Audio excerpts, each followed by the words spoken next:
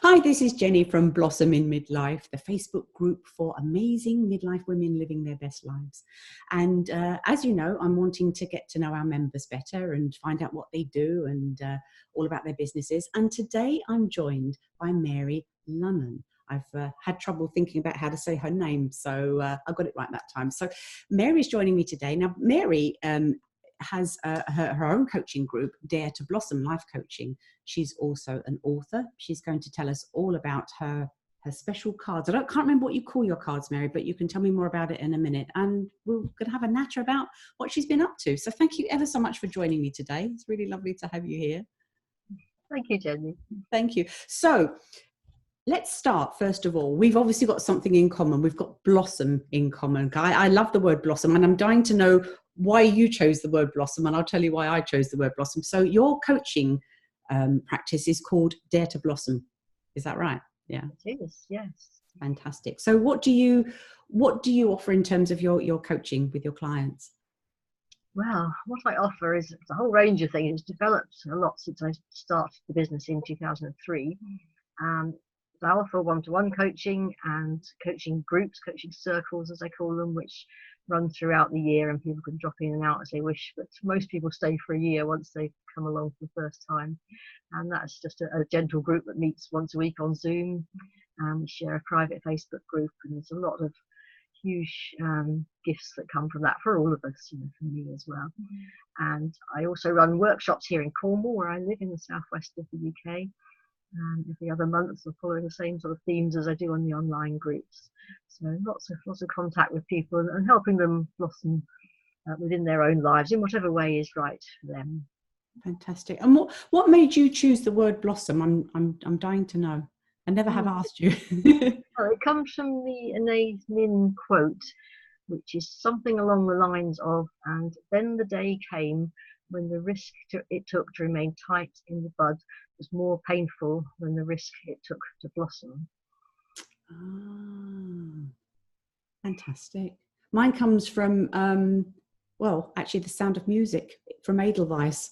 I love the line, "Blossom of snow, may you bloom and grow forever." So it's just, for me, I always think of blossoming in terms of, Edelweiss being in abundance and how pretty it looks and how it expands. So that was where blossom came from for me, thinking about that and thinking about just, how lovely it is when we watch a flower go from being a bud to blossoming, and how fascinating that is. So, it's interesting that in my mind that quote turned into Dare to Blossom. It's something about that stepping out and being prepared to burst out of the bud. And that's often when people come to me, is when they're in that tight place and they can't see where to go. And it's just having somebody there as the mirror, as the sounding board, to help them see what is actually within them, but they can't see it without that mirror. I always say you can't see physically what's underneath your nose without a mirror. That's very true. And try and see, but you actually can't. Very true. And that's a really good metaphor for what coaching does for you. I love that. That's really cool. So how does your group coaching work? You get people come together. Do you have a particular topic each time you come together, or how does that work? Yes, we work, last 2 years, we've been working with a theme which I call the Compass Rose. And that's about people finding their directions. And I'll show you this. Putting my head away from the microphone. It grew out of this, which came out of my own coaching with my coaches, who I work with several different coaches at different times, and use my own tools, if you like, my meditation and my cards. So this started off as a flower because of Dare to Blossom, but actually I've developed it more into a compass ethos now, if you like. So the groups start with peace in the center. We have a whole month focusing on that with various prompts in the Facebook group and themes to follow. And then we go to, if I get the right way around, purpose, passion, power, and progress. And that takes us through the whole year, because it's every other month. And then we return to peace. So we return back to our center point of peace. Fantastic. And the compass part developed from a poem I wrote about it 2 years ago now, which brings in those words, all those words beginning with P, into a poem which is called Compass Rose Speaks. And I use that as a grounding meditation at the beginning and end of each session, whether it's one-to-one or in a group. and it's a very powerful process, just a really short centering meditation. Fantastic. So do you, when you have the word, do you then the group that you're working with, the sort of ideas spring out and people start a conversation and go from there? Yes, well, there's two other elements to it. So you've already mentioned my cards. So they call them Dare to Blossom rediscovery cards, and it's about rediscovering your inner wisdom. So they were developed long before the Compass Rose coaching process, and there's something about that. And the Compass Rose is your inner guidance system, so they're very closely connected. So we use the words in each open pack here that I use for people. So each card has got simply a word and colour on it. So I've got, it happens to be serenity on the bottom there. So, I would ask people what their first response was to that word, to that colour, and then what else is there. So there's deeper layers beneath it if you reflect on it or meditate or journal about them. And it's just what it is in a minute. It's just a word. There's no particular significance on paper, if you like, but there is the individual, and it's your first response. And often people feel something really strongly in their body because it's so simple. So they react really strongly to a word and feeling, and I go, oh, or ah, or me, something really physical, and you feel that before your mind really connected with the word itself or meaning of the word. And those have really strong messages. Often I'm very passionate about the fact that our bodies have a lot to tell us. Our minds or our spiritual selves aren't disconnected from our physical selves. I feel it's very strongly connected. So we use those. So in each of the group or in one-to-one work, I draw, it's usually 3 cards, because 3 is a nice number. 3 cards for each person. And they may or may not share what they feel about it in the group. People don't always want to share, but they usually do. A lot of trust builds up within the groups after we've worked together for a while. And a lot of friendships, and I've made some true friends with people I've met, and they've made friends between each other too, which is wonderful. We meet up physically when we can. I won't say in real life, because I think this is real life too, very much so. Much about my life now takes part a lot on things like this. And then the other part of the sessions are a longer guided visualization, which I call a magic carpet ride.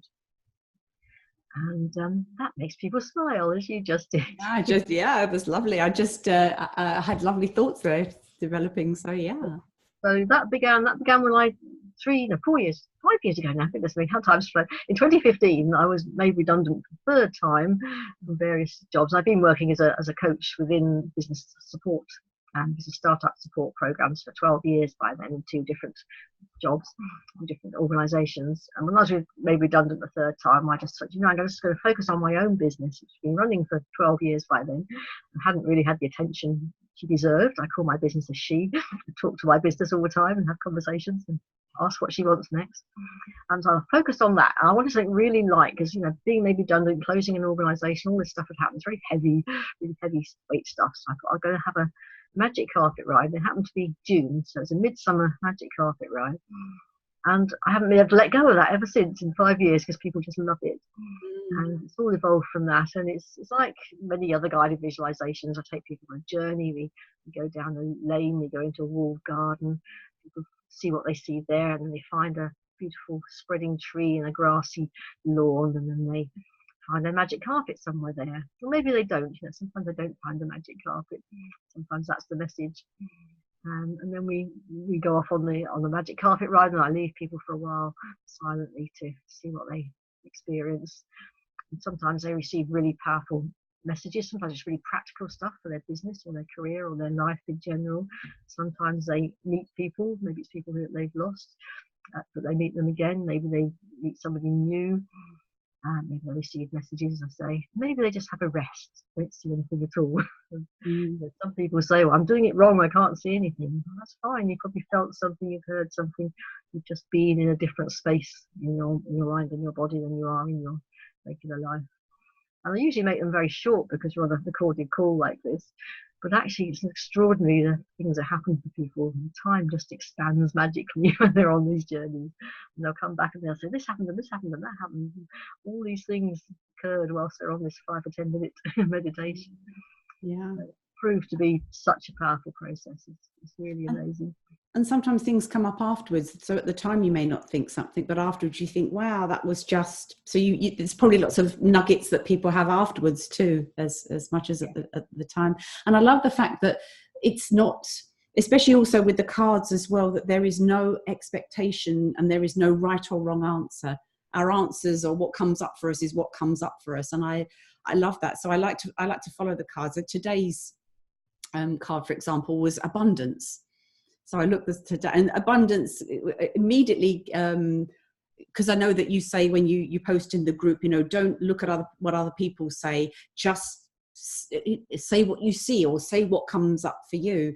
And today for me it was all about love. I thought, I immediately felt love. Oh, first of all, it was a beautiful color that I loved, but also, and I thought, well, where am I going with this? And when I read it afterwards, I thought, I don't know, but I thought, no, I'm going to hit send. And I posted my message because it was about, it made me think about love. I was thinking about love today. And I remember when we had our son and we were expecting our daughter, and that parental thing where you think, I think I've maxed out on love and I don't think I have any more, and I've got another child coming. And it was just, when you have a second child and you realize there was a whole load more love there that you kind of didn't know that you have. And seeing my children at Christmas time and just feeling the love, and I thought, yeah, love is in abundance, isn't it? It's just it's there for us. So I love the fact that people say what comes up for them, and it must be lovely for you that obviously at the end of the day, when you read what people have said, that people have taken one word and one color and yet gone off at so many in different directions. That must be lovely. Yes, I do love that. It's just amazing how that works for people. And with myself, I've learned not to judge what my first reaction is. And with the cards and with the magic carpet rides as well, I used to think, I'm making this up. Well, of course you're making it up. It's in your mind, but it's not. You're making it up. You're experiencing it in a different way, through a different sense than your normal senses, perhaps.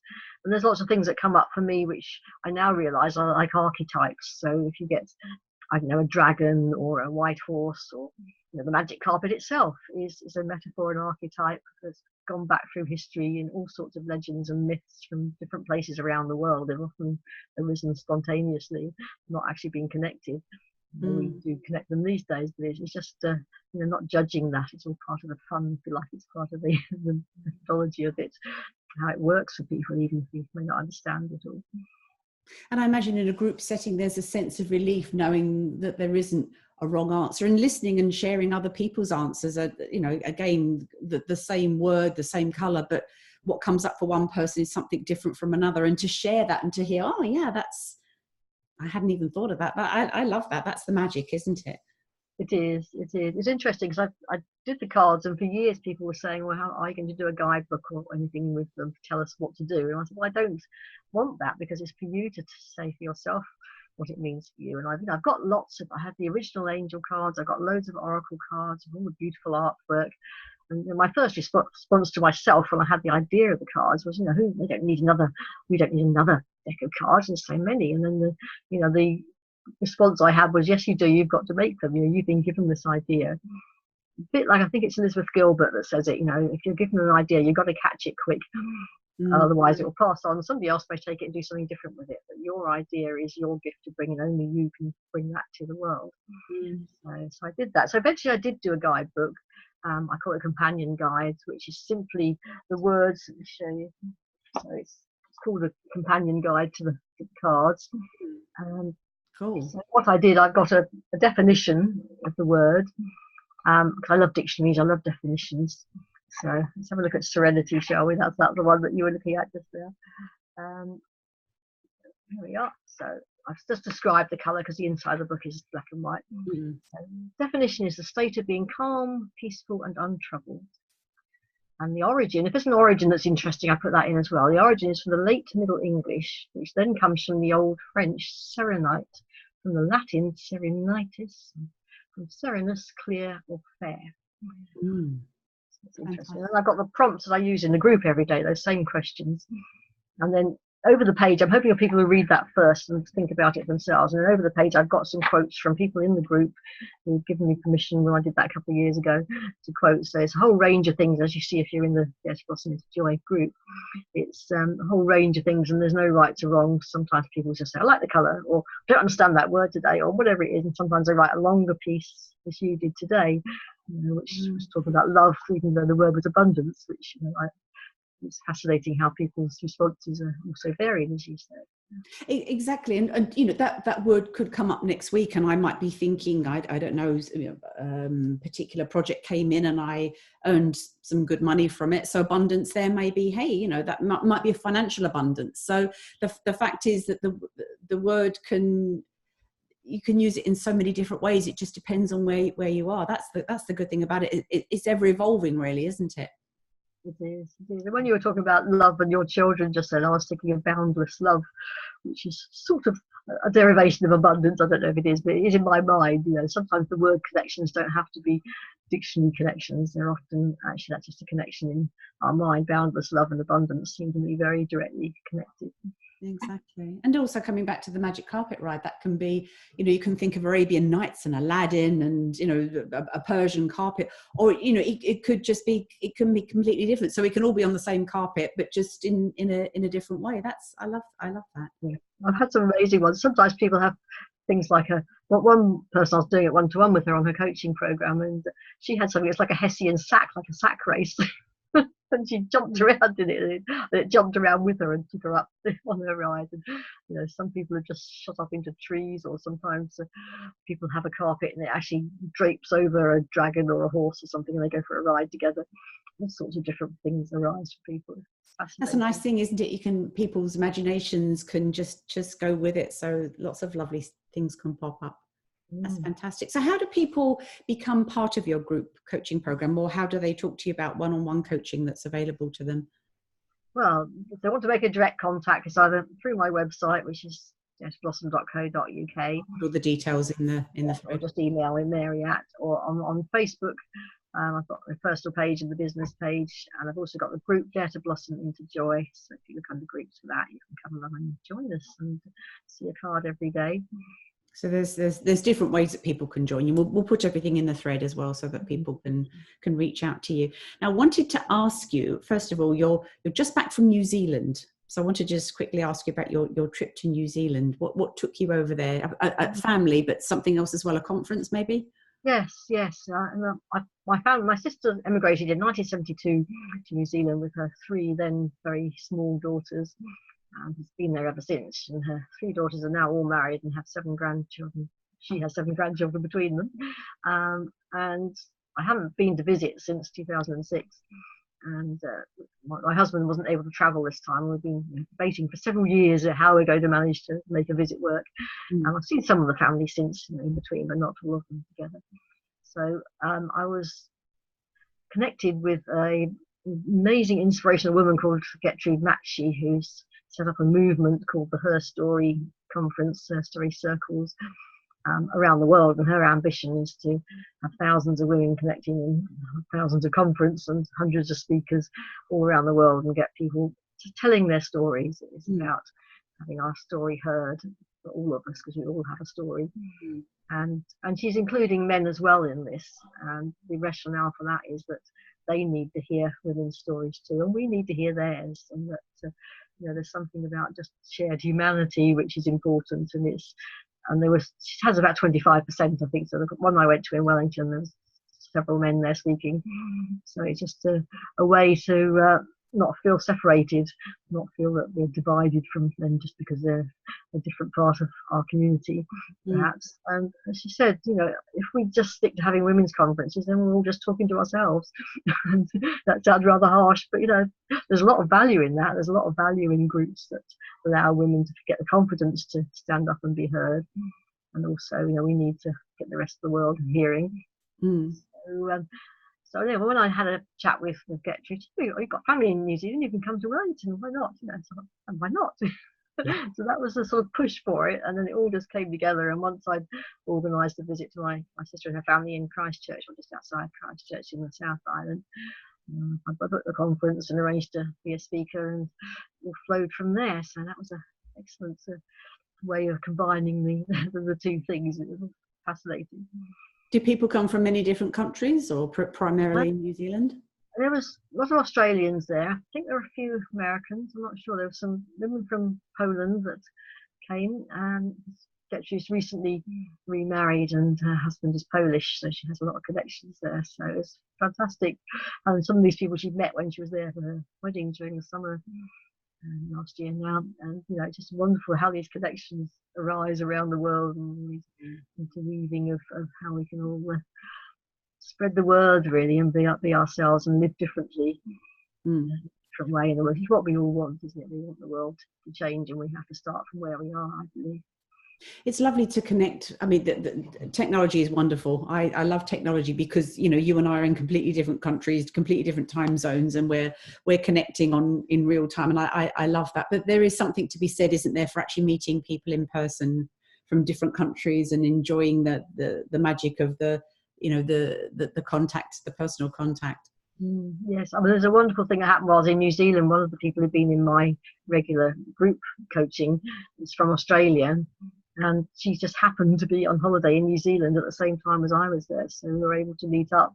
Wow. In quite different places. She was in Dunedin in the far South Island, but my eldest niece kindly drove me halfway, and came up on a bus, and we met up and had a wonderful day together. And it just shows the power of online connections, because we truly felt we were meeting old friends, and just meeting old friends, and it was just like that. It was wonderful. Exactly. Just wonderful. Yeah, the magic of technology bringing people together. I'm a huge advocate. I wanted to ask you. You have previously written a book. Is this going to be the second book that you've written? I've written several, actually. There's quite a story behind them all. My first book was really my wake-up call.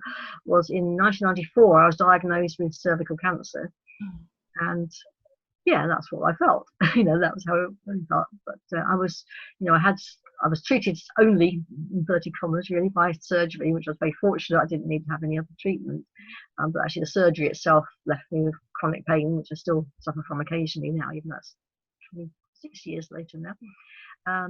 But the thing that really helped me was a year or so later. What I really wanted was to hear stories of other women that had been through it. And I asked my doctor that the day she gave me the news, and she said, no, there's no way of connecting you with other people because of confidentiality. And there was very little support here in Cornwall anyway in those days. So I started finding places where I could get some support, groups and things. It's pre all this wonderful technology and internet being developed as it is, pre-Facebook and all sorts of things. But I found it somehow, and then I decided to write a book or compile a book of women's stories who've had the same experience. So there was somewhere for people to go in the future where they could read about it. So I had some amazing women sent me their stories, and some of us met up here in Cornwall and managed to meet up. Some lived here and some were on holiday. And so I self-published it in the end. So I haven't got any left. There are some available online. So it's called Flying in the Face of Fear. This isn't me on the cover. This is one of the women in the book, and she did this wing walking. She was a cabin crew, and her husband's a pilot. And she decided she wasn't afraid of anything once she'd been through having cancer and come out the other side. So she did that. It was a brilliant image for the book. And the name came from somebody else. That's what they called it. That's what we're doing. She said she and her husband called it Flying in the Face of Fear. That's what they were doing. Yeah. So that was my first book. That was my first experience of telling my own story and helping other women tell theirs. And their husbands. There's some men's stories of supporting their women in there too. Yeah. And it's a real book. One of the people died during the writing of the book, and her husband allowed me to use her piece that she'd already written, and he wrote something himself, which is makes me feel tearful thinking about it. You need a big box of tissues if you read the book, but it's inspiring and encouraging and hugely celebrational. I think that's a word.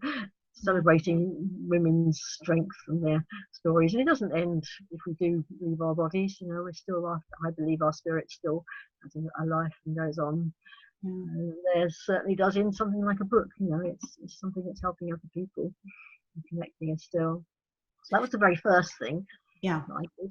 Sorry, were you going to? I was going to say it's good to read other people's stories. You know, sometimes when we think, we were speaking earlier, sometimes when we think, you know, that we've been challenged to the nth degree and something comes along, we're stronger than we know, and it's great to be able to read other people's inspiring stories of how, you know, they feel that they've reached a low and the only place to go is up again. So that must be a wonderful read. Exactly.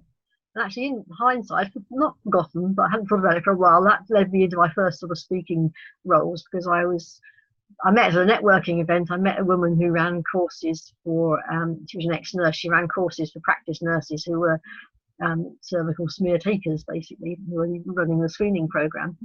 And I went along to dozens of those, I think, as a patient's voice, if you like, as somebody who'd actually been through it. Because, you know, even though most of them, nearly all of them, were women, they probably had the procedures themselves, they had the screening tests themselves. Most of them, luckily, had never had that experience of having a diagnosis of cancer given to them. So, you know, just to tell them what it's like, and also the actual screening part, how that could be improved, and, you know, how I felt about it at the time, and those sort of things. So it was a challenging and interesting experience going along giving these talks to sort of quite a big group, so usually 30 or 40 people in the room, occasionally some mentors, because there are some male practice nurses. And interestingly, at the time, I found that hugely embarrassing, having men in the audience. But it was a challenge to talk about it, not so much now. But then that's one reason why I wanted to do it, because it still is actually. I saw a campaign on television here yesterday talking about this, and they were saying they're trying to get women to go for their screening, and how it's such an embarrassing thing, and so many women won't go because it's embarrassing. So talking about it is a big thing for any of these illnesses or conditions or anything really in our lives as women. As women, it's often made to feel embarrassed about it. Probably the men feel the same about for sure parts of the body, but you know, it's for sure. I mean, I don't know whether women are better than men. I know that there is still people feel uncomfortable about taking those particular tests, and, you know, men certainly will put off tests that, you know, with a lot of things, if you catch things early, for example, there's medicine and can make a huge difference. It's when people leave things too long and they put up with something and they suffer from something, that's obviously can be problematic. But it's a shame. I wonder what we can do to make people know that, you know, maybe a 5 or 10 minute test can be life changing in a positive way for them to find out what's going on and to get the right treatment for it. It must have saved my life, because I mean, I've been having regular tests, so either it come on very quickly between, or it'd be missed. It can be missed, of course, and you know, to go straight from never having had an abnormal one to having a diagnosis of cancer is a huge shock, obviously. But it almost certainly, you know, saved my life, because I had been having some symptoms which I didn't understand were symptoms at the time. So it's you know, there's much more awareness now. There's some really good support groups. There's one in the UK called Joe's Cervical Cancer Trust, which a man set up in memory of his wife, called Joe. I had a lot of connection with that. I did some work with them for a while. Did lots of voluntary work with Macmillan Cancer Support as well. I've sort of moved away from that now. At one time, I felt there's a lot of contribution I can make. Now it's so much longer ago for me. I feel my contribution is more on a general level of helping everybody blossom wherever they are, you know, rather than one specific illness. For sure. Now, you've just written your second book. So your new book coming out is called The Powerful Voice of the Quiet Ones, Reflections on an Introvert's Life. Tell me more. Yeah. Did I get that right? I didn't get that right, yes? The right voice. It's not my second book, though. I've got a few others in between, but we may have time to come back to that one, maybe not. No. This one, I'll tell you the story of this one. This one was, I mean, the Powerful Voice of the Quiet Ones was a title, first of all, that was given to an interview that I did a bit like this with Siobhan O'Riordan, who's no, not O'Riordan, sorry, Siobhan, she sees it, who's one of the Silver Tent members. And Silver Tent is a community of women over 50, a little bit like your Dare to Blossom in Midlife sort of themes, set up by Francesca Cassini. And they have Silver Tent TV, which is on YouTube, I think, or one of those Mixcloud, I think, one of those public platforms. You know, it's not limited to members of anybody can see it. But so I did a couple of interviews with Siobhan, and after the first one, she said, "Oh, I'd really like to know more about this voice of the quiet ones, this quiet people like you." And she said she's an opposite type of character, very bouncy and maybe much more extrovert. And I think it was Francesca who gave that interview that title, The Powerful Voice of the Quiet Ones. And it's taken me a long time to realise I do have power, and that's partly what the flower symbol has helped me with, the compass rose. It's really been a lot about power, because we often, lots of us, men and women, reject the idea of power because we don't like how we see it in the world. Who we want to be connected with domination and control and fear and all those things that we see. Yeah. Whereas my view of power is the power within, and it's a collaborative, more feminine sort of power, which includes everybody, which brings people up together rather than stepping on them all the way to the top. And most men want that too. Most men don't want that old version of power. We want to feel they can make a difference, and to do it in a way that's collaborative and loving with everybody around them. So that's the theme I've been working on for years now, since about 2015 probably. A lot has changed since then. There's been lots of challenges to lots of people. I mean, lots of my clients have been in America because they've been hugely affected by things happening there, and different people around the world through the magic and technology. But to go back to this book, part of the Her Story conference was to write a chapter for an anthology for the conference, which I did, which is still on the way of coming out, I think, and each volume will have 5 different stories in, so that will be published very soon, I think. But I also decided to expand it and publish it myself as a standalone volume, because it's part of my story, and it's also part of the next book I'm writing, which I've been writing for a long time now, and that's now going to be called The Power of Your Compass Rose. So it's about the process. So it's bringing in everything from the rediscovery cards, the magic carpet rides, and the compass rose itself. I've been trying over the last 2 or 3 years, I think it is now, to put that all down into a book, so it's like a self-guide to the process. Yeah. And I keep having stops and starts. I was working on it must have been 2 years. It was in autumn 2018, and I hurt my hand. I broke a bone in my hand and couldn't write, and that stopped it for a long time. I thought I'd finish it that year because that would have been my 65th birthday. I thought that'd be a good time to publish it. And my first book was 1998, and the second was 2008, and this sort of thing. It's all very neat, but the book had other ideas. Books have their own ideas of things, I think. So then when this idea of going to New Zealand came up, that seemed to be the missing piece. I needed to make that trip first. There's something there, and it's been a spiritual journey as well as a physical journey for me. And there's something about that which I'm just about to return to the writing. This little book wanted to come out first, and that was a memoir part. There was a memoir aspect to this bigger book, but that didn't seem to fit so well, and that's why I think this coming out as a separate book has worked really well. That's freed up that bit of energy that wanted to be put out in the world to have its own place, and then I can go back to representing the process, the compass rose process on paper.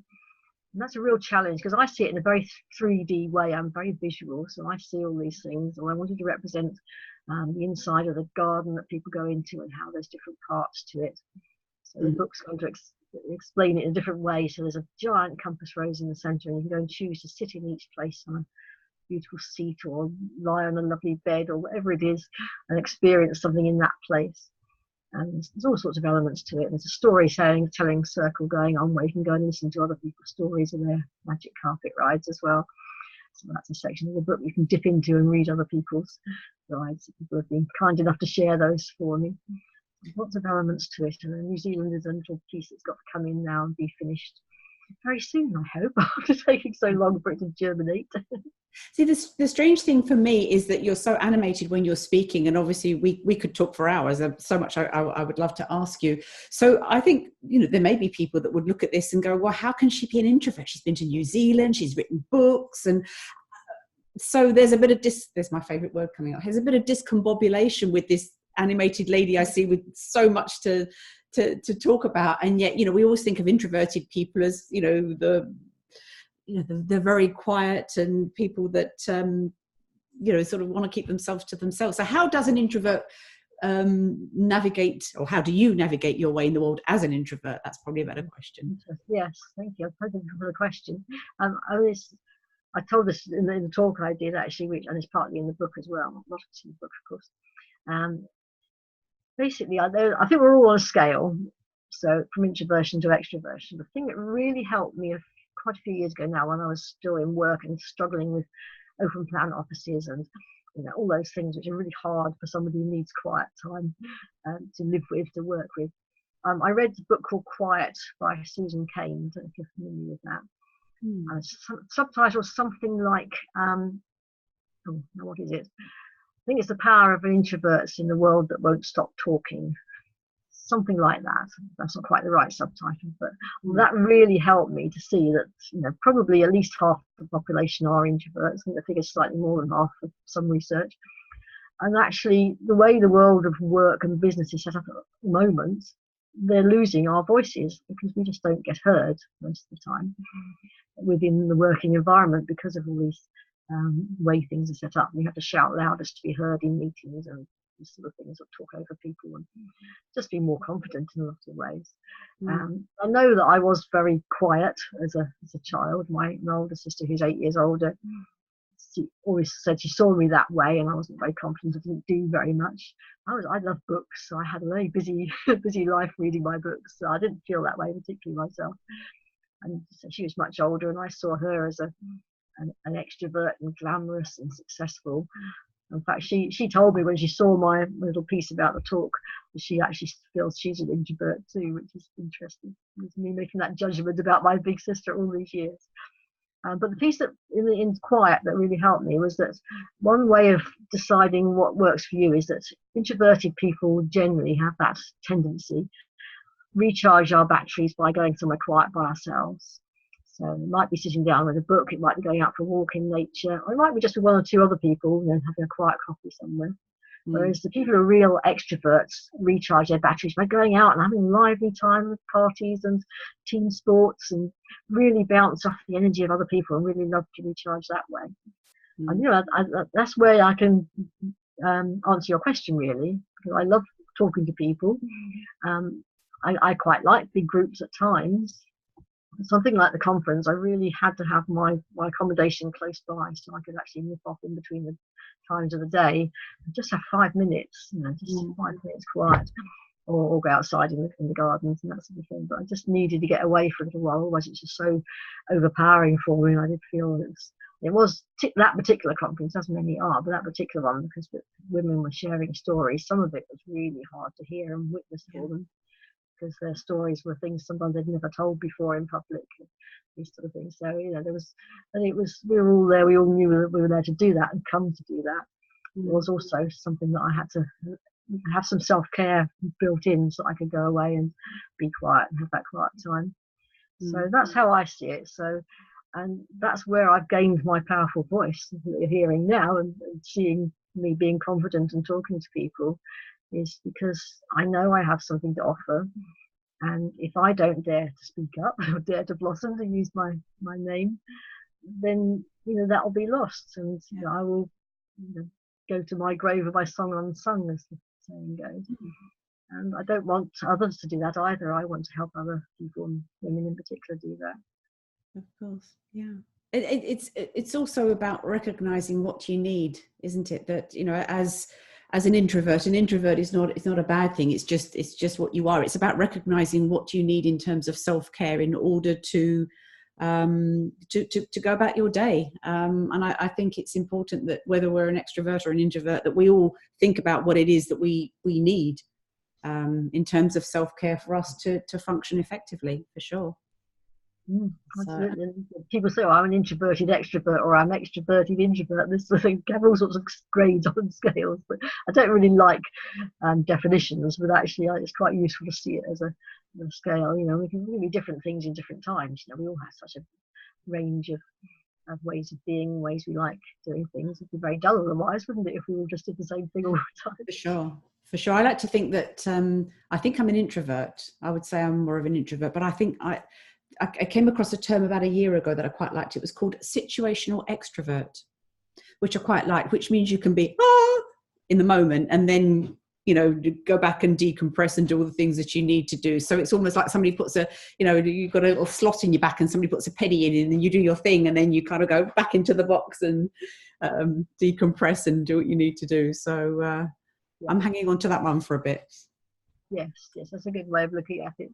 And it is, if people keep on feeling they can't speak up, that's what the sadness for me is, that people's voices are lost. And in terms of world of work and business, that's a financial loss. In fact, it's like the same sort of issue as not having a representation of women to balance out things in business. The same thing as introvert and extrovert. That it's not a male-female thing by any means at all. That's still a loss if people's voices aren't being heard, and they often have a lot to offer that extroverts can't see, and vice versa. Gain a lot from learning from how people can be more extroverted and be that way in the world too, when it's the thing that will serve us and serve others.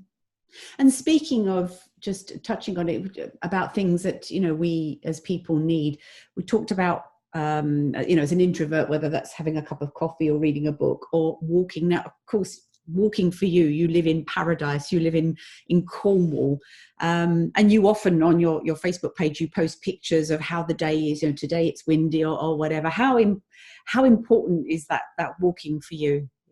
It's almost like brushing your teeth or eating dinner or something. It's like incredibly important. Yeah, it is. It's absolutely vital for me. I'm so fortunate for where I live, but even if I wasn't, I would need to get out in nature somehow. But I don't live right on the coast, sadly, in some ways. But it's a short drive, but it's not very far, and it just makes such a difference, just getting out in nature and being there and being in the elements, and me seeing the sea and the birds and those things. It's just magical to be out there. And it's part, since I've now got more time, since I finished going out to work as well as trying to run the business, I feel I'll be able to bring all of me into my business myself, if you like. It's I love the walking. I love sharing that with people through my photographs and videos and things. I love art. I think I've got art now again, which I didn't used to have time for. And writing, it's just being truly who I am, and then hoping that will help others and bring the people who I can help to me. So it's the way of working that involves just knowing that the people that come to me will be the people that are right to I can help at the time, rather than it's that sort of thing about marketing, whether you're pushing or pulling. And I've been through all those things over the years of trying to, running a business, you need to attract people to come to you. That's how it can carry on functioning and keep running. But there's a way of doing it which is quite scary when you first start doing it. I mean, it's not that long that I started doing Facebook Lives and videos, and I can remember being terrified about it, and now I just do it as a naturally, just chatting to a friend as we are doing, and it's just so different. And it takes me sometimes, somebody has to remind me of how they're feeling for me to remember how far I've come actually in doing that. But I just feel if I can do it, anybody can. Yeah, I did 2 Facebook Lives last year. I've done 2. At 55, I started Facebook Lives.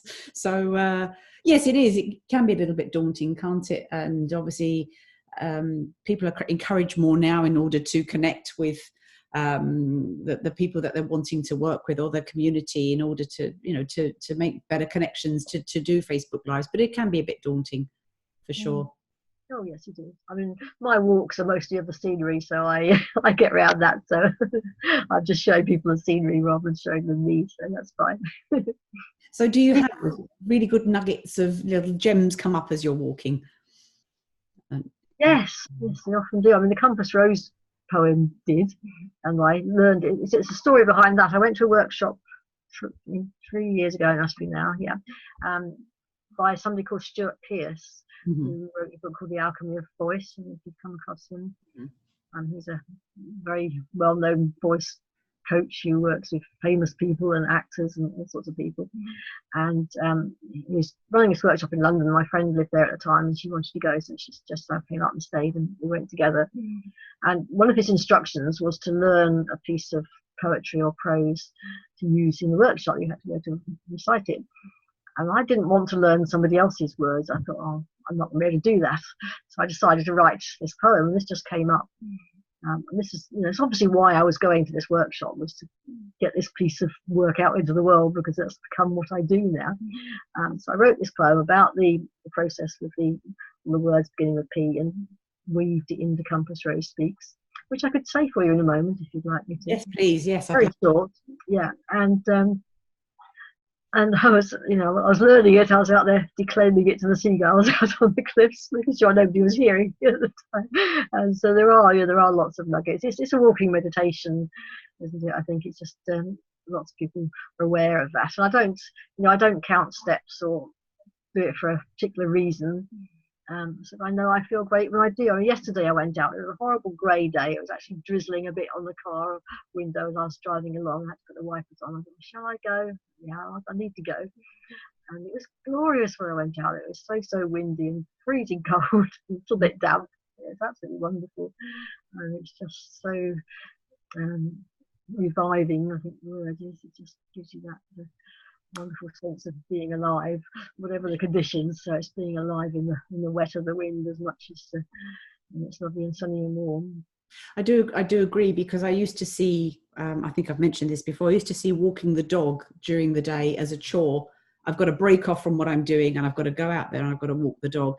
And when I reframed it and thought about how beneficial it was for me, it then it's a non-negotiable. So come rain or shine, it's important, because even if, as you say, even on a dull day, even if it just gives you the chance to just get some fresh air and blow away the cobwebs, it's magical. If you come back with some nuggets or some good ideas, and I often get one halfway around and I'm thinking, how am I going to remember that one again?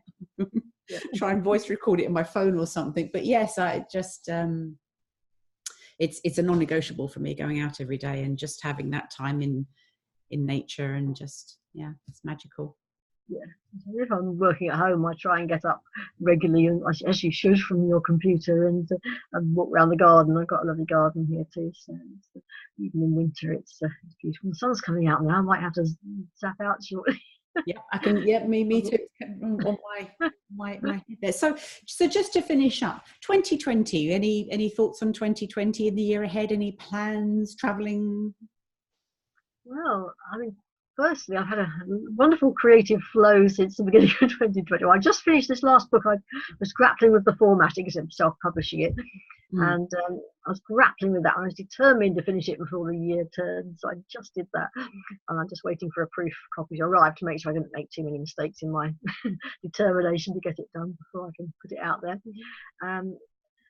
But I really feel there's a big change for me anyway, moving into this year. There's something about 2020, just the sound and the look of the numbers feels different to me. It feels beautifully rounded and whole with those 2 zeros, and the 2, which is rounded as well. It's got that really firm foundation. I feel that's a real firm connection to the earth, which I'm so passionate about, the connection with the land, with Mother Earth.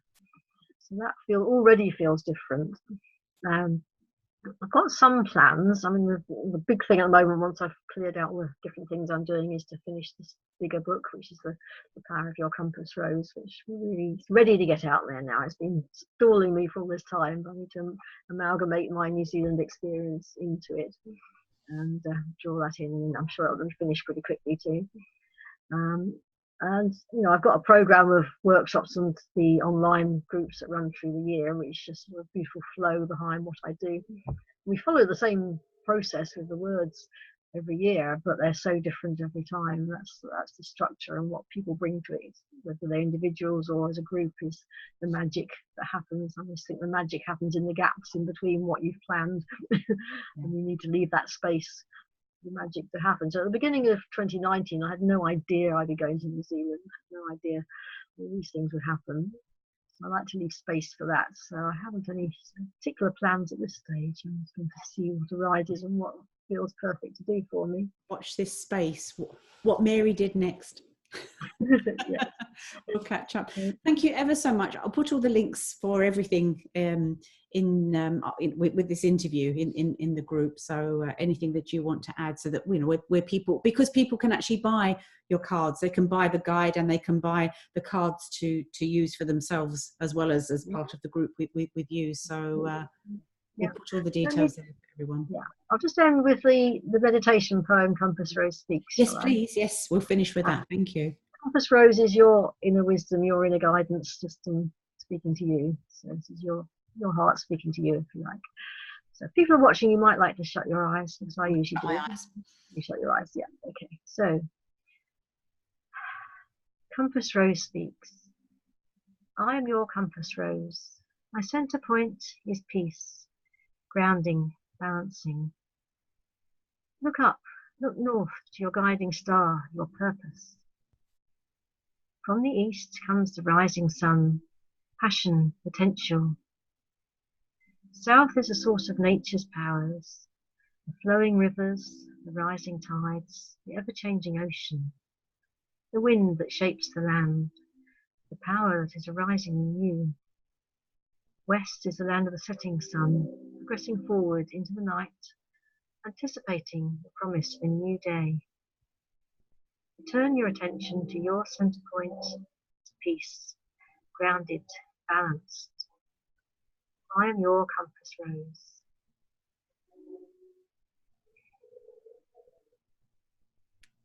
That's like I'm all chilled out now. That's just what a lovely way to head into the weekend. That's beautiful. Thank you very much for sharing that. Is that can we find that in any of the books or anything, or maybe you could put that in the thread, the poem as well? There's a link on my website on the front page to it. There's the words, and there's a recording of me speaking the words there too. And there's also a recording of a magic carpet ride visualization as well. Oh, cool. That. So, and it's in the new book, and will be in the other book in detail once that comes out, because that's taking you through the processes I mentioned earlier.